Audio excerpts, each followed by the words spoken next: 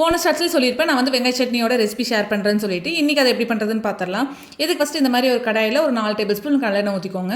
ஆயிலை விட கடலெண்ணெய் ஊற்றும் போது இன்னுமே டேஸ்ட் வந்து நல்லாயிருக்கும். கடலெண்ணெய் வந்து கொஞ்சம் ஹீட் ஆனதுக்கப்புறம் ஒரு ஸ்பூன் வந்து கடலப்பருப்பு போட்டுக்கோங்க. உளுத்தப்பருப்பு இருந்தாலும் போட்டுக்கலாம். நான் வந்து வெறும் கடலப்பருப்பு மட்டும் யூஸ் பண்ணிக்கிறேன். கடலப்பருப்பு நல்லா வறுபட்டதுக்கப்புறம் 2 கைப்பிடி அளவுக்கு சின்ன வெங்காயம் ஆட் பண்ணிக்கோங்க. சின்ன வெங்காயம் வந்து கொஞ்சம் ஜாஸ்தியாகவே போடலாம், டேஸ்ட் வந்து நல்லாயிருக்கும்.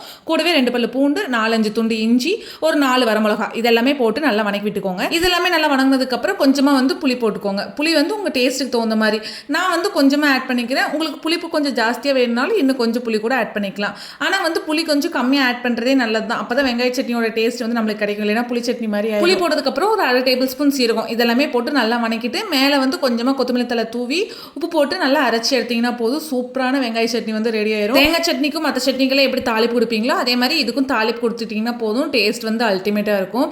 தோசை, இட்லி, பணியாரம் எல்லாத்துக்குமே சூப்பராக இருக்கும். கண்டிப்பாக நீங்கள் வீட்டில் ட்ரை பண்ணி பாருங்கள்.